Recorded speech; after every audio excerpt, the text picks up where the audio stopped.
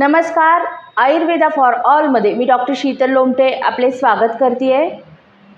उन्हाळा सुरू झाला की आपल्याला उन्हाळ्याचे त्रास हे सुरू होत असतात, ज्यामध्ये ऊन लागणे म्हणजेच उष्माघात एक प्रमुख असा आजार आहे की जो आपल्याला होत असतो.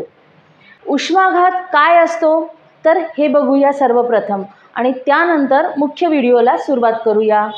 आपल्या शरीराचे तापमान हे 37 डिग्री सेल्सिअस म्हणजे 98.4 डिग्री फॅरेनहाइट इतके असते आणि ज्या वेळेला बाहेरचे तापमान हे जास्त होते त्यावेळेला आपले शरीर हे तापमान म्हणजे 37 डिग्री सेल्सिअस हे तापमान नियंत्रित ठेवण्याचा प्रयत्न करतो.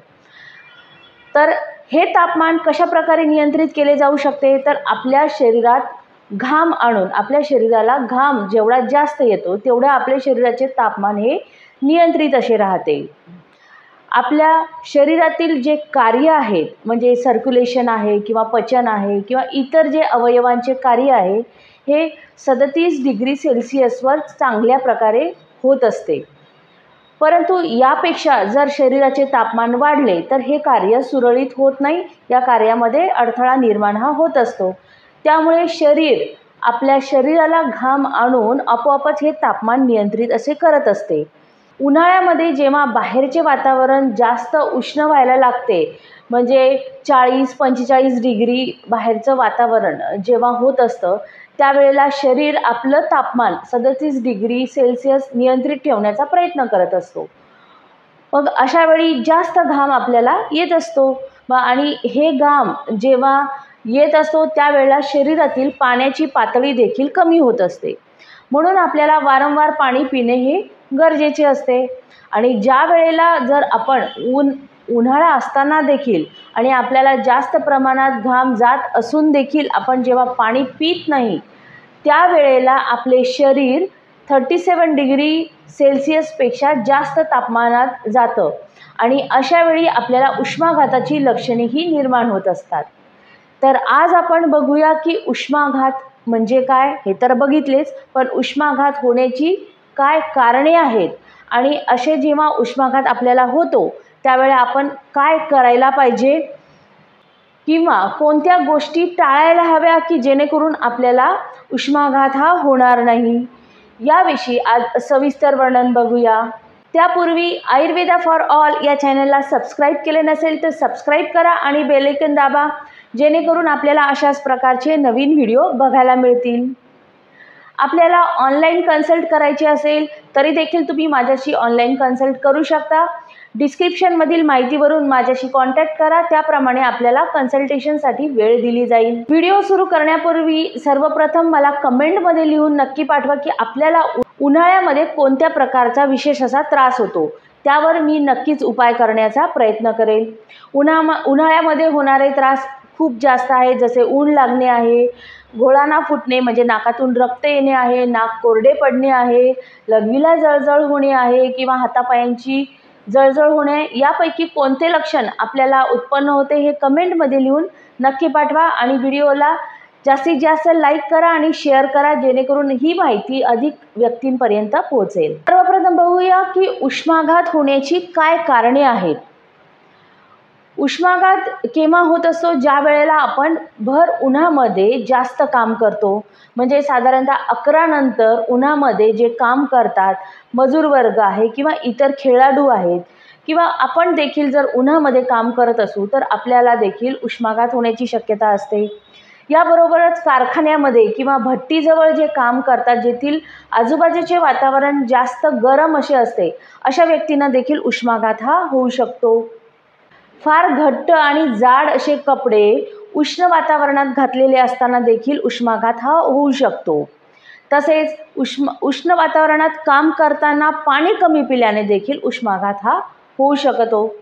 आता बघूया की उष्माघात झालेला आहे हे कसे ओळखायचे, म्हणजे आपल्यामध्ये कोणते लक्षणं निर्माण होतात की ज्यामुळे आपल्याला समजेल की उष्माघात हा झालेला आहे किंवा ऊन आपल्याला लागलेले आहे. खूप जास्त थकवा येतो, खूप जास्त आपल्या अंगामध्ये ताप भरून येत असतो, जीभ त्वचा ही कोरडी झालेली आढळते, भूक न लागणे, चक्कर येणे, निरुत्साह वाटणे, डोके दुखणे, रक्तदाब म्हणजेच BP वाढणे, मानसिक बेचैनी, अस्वस्थता वाटणे आणि सगळ्यात शेवटचं लक्षण म्हणजे चक्कर येणे, असे हे लक्षणं जाणवत असतात. ज्या वेळेला शरीराचे तापमान 37 डिग्री असते त्यावेळेला आपले जे काही कार्य आहे हे सुरळीतपणे चालू असते. शरीरातील जे काही अवयव आहेत हे त्यांचे कार्य व्यवस्थितपणे पार पाडत असते.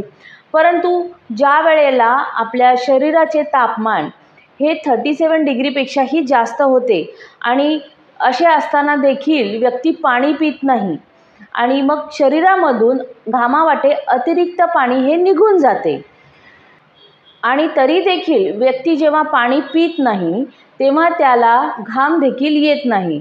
म्हणजे उष्माघात झालेला असताना व्यक्तीला घाम देखील येत नाही, म्हणून व्यक्तीचे तापमान हे वाढते, त्याला ताप हा जाणवतो. त्वचा, तोंड हे कोरडे पडायला लागते, शरीरामध्ये अशक्तपणा यायला लागतो आणि हे लक्षणं निर्माण होतात. आणि याही पलीकडे जेव्हा घडतं ते म्हणजे शरीराचं तापमान हे 40-42 डिग्री सेल्सिअसपेक्षाही जास्त होतं.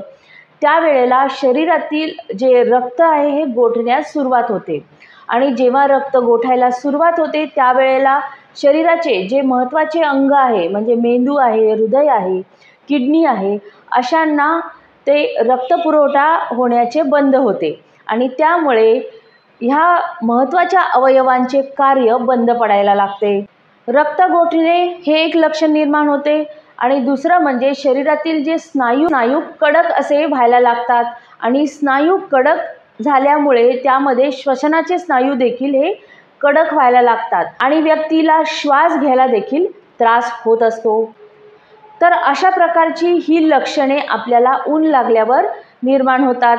ज्या वेळेला थोड्या प्रमाणात लक्षणं निर्माण होतात म्हणजे आपल्याला अशक्तपणा जाणवतो, चक्कर येत आहे किंवा ताप आलेला आहे, थोडी बेचैनी वाटत आहे, अशा वेळी लगेच आपण सावलीत जावे आणि याकडे देखील जर व्यक्तीने दुर्लक्ष केले, पाणी पिले नाही तर शरीराचे तापमान हे 40-42 डिग्री होते आणि त्यानंतर हे रक्त गोठणे आणि स्नायूंना ताठरपणा येणे हे लक्षणं निर्माण होतात. हे जास्त धोकादायक असे ठरतात. ज्या वेळेला आपल्याला अशी लक्षणे निर्माण होतात ज्यामध्ये आपल्याला जाणवते की चक्कर येत आहे, शरीरातील तापमान हे वाढत आहे, थकवा जाणवत आहे, त्यावेळेला लगेचच काय करावे, कारण हे लक्षणं आपल्याला जाणवतात परंतु स्नायूमधील ताठरता किंवा रक्त घोटणे हे तर आपल्याला जाणवणार नाही. त्यामुळे जेव्हा आपल्याला चक्कर येते, अशक्तपणा जाणवतो, डोके दुखते किंवा जीभ कोरडी पडायला लागते, त्याच वेळेला आपण लगेच काय करायला हवे हे बघूया. जर व्यक्तीला स्वतःला कळत असेल तर त्यांनी स्वतःहून सावलीमध्ये जावे, जेथे वातावरण थंड आहे म्हणजे AC किंवा कूलरने खोलीचे वातावरण थंड केलेल्या अशा रूममध्ये जावे. शरीरातील घट्ट कपडे काढून टाकावे, सैलसर कपडे घालावे, कोणाला थंड पाण्याने आंघोळ घालावी किंवा स्वतःला कळत असेल तर आपण स्वतः देखील आंघोळ करू शकतो आणि वारंवार थंड पाण्याच्या पट्ट्या ह्या डोक्यावर ठेवाव्या. व्यक्तीला लिंबू पाणी किंवा ग्लुकॉन-डी किंवा इतर जे पेय पदार्थ आहे ज्यामुळे त्वरित आपल्याला शक्ती अशी जाणवते असे पेय द्यावे आणि त्यानंतर लगेचच डॉक्टरांचा सल्ला घ्यावा. व्यक्तीच्या शरीरात तरी देखील पाण्याची कमतरता असेल तर डॉक्टर त्यांना सिरेवाटे सलाईनद्वारे त्यांच्या पाण्याची पूर्तता हे करू शकतात. उन्हाळ्यामध्ये उष्माघात होऊच नये यासाठी आपण काय करू शकतो हे बघूया. तहान लागलेली नसताना देखील उन्हामध्ये काम करताना थोडे थोडे पाणी हे पीत राहावे. अंगामध्ये हलके, पातळ आणि सुती कपडे घालावे. प्रवास करताना पाणी सतत सोबत ठेवावे. कामाच्या ठिकाणी जिथे आपण काम करतो त्या ठिकाणी देखील जागोजागी पाणी हे असावे. उन्हातील शेतातील काम करताना किंवा प्रवास करताना सकाळी 6 ते 11 किंवा सायंकाळी याच दरम्यान आवर्जून करावे. उन्हामध्ये काम करण्याची गरज पडलीच तर डोक्यावर पांढरी टोपी, छत्री किंवा पांढरा रुमाल ठेवूनच काम करावे किंवा गळ्याभोवती, मानेभोवती, चेहऱ्यावर ओला रुमाल ठेवून उन्हामध्ये काम करू शकतो. परंतु शक्यतोवर उन्हामध्ये काम करण्याचे टाळावे. शरीरातील पाण्याचे प्रमाण कमी होऊ नये याकडे आवर्जून लक्ष द्यावे. लिंबू पाणी, ORS किंवा ताक यांचे वारंवार सेवन करावे, जेणेकरून पाण्याची पातळी शरीरातील ही टिकून ठेवली जाईल. अशक्तपणा, डोकेदुखी, ताप येणे, चक्कर येणे असे जर लक्षणं निर्माण झाले तर त्वरित डॉक्टरांचा सल्ला घ्यावा. घर थंड ठेवण्यासाठी कूलर, पडदे किंवा नेट शेड यांचा वापर करावा. माठातील वाळा घातलेले थंड पाणी वारंवार प्यावे. तसेच गरोदर महिला, वृद्ध व्यक्ती आणि लहान मुलांनी उन्हात जाण्याचे टाळावे. बाहेर जर तापमान जास्त असेल तर उन्हाच्या कालावधीत काम करण्याचे टाळावे. उन्हाच्या कालावधीत स्वयंपाक करणे देखील टाळावे आणि स्वयंपाक करण्याची गरज पडलीच तर स्वयंपाकघरातील दारे, खिडक्या ह्या उघड्या ठेवाव्या, जेणेकरून हवा ही खेळती राहील आणि स्वयंपाकघरातील तापमान हे नियंत्रित ठेवले जाईल. तर ह्या जर आपण काळजी घेतल्या तर आपल्याला उष्माघात होण्याचा आपण टाळू शकतो. तर उष्माघात हा कोणाला जास्त होऊ शकतो याविषयी बघूया. म्हणजे कोणाला उष्माघात होण्याची जास्त शक्यता आहे. उन्हात जे व्यक्ती काम करतात, म्हणजे जे कामगार व्यक्ती आहे किंवा जे कारखान्यामध्ये उष्णतेच्या ठिकाणी काम करतात किंवा खेळाडू जे उन्हामध्ये खेळ खेळतात, अशांना उष्माघात होण्याची जास्त शक्यता असते. तसेच गरोदर महिला, लहान मुलं आणि वृद्ध व्यक्ती यांना देखील उष्माघात हा लवकर होण्याची शक्यता असते. दीर्घ आजारी व्यक्ती किंवा मद्यपान जे नियमित करतात अशा व्यक्तींना देखील उष्माघात हा लवकर होऊ शकतो. हृदयाचे विकार, किडनीचे विकार, मधुमेही व्यक्ती, फुफ्फुसाचे आजार असणारे व्यक्ती अशांना देखील उष्माघात हा लवकर होऊ शकतो. उच्च रक्तदाब असणारे व्यक्ती, मानसिक आजार असणारे व्यक्ती यांना देखील उष्माघात हा लवकर होऊ शकतो. त्यामुळे अशा व्यक्तींनी जास्त काळजी घ्यावी. तर अशा प्रकारे उन्हाळ्यामध्ये उष्माघात हा होऊ शकतो. त्याची कारणे आपण बघितली, त्यामध्ये काय लक्षणं निर्माण होतात हे देखील बघितली आणि उन्हाळ्यामध्ये उष्माघात होऊ नये यासाठी आपण काय प्रिकॉशन घेऊ शकतो हे देखील बघितले. तर आपल्याला आजचा व्हिडिओ कसा वाटला मला कमेंटमध्ये लिहून नक्की पाठवा आणि व्हिडिओ आवडल्यास लाईक करा, शेअर करा, सबस्क्राईब करा. धन्यवाद.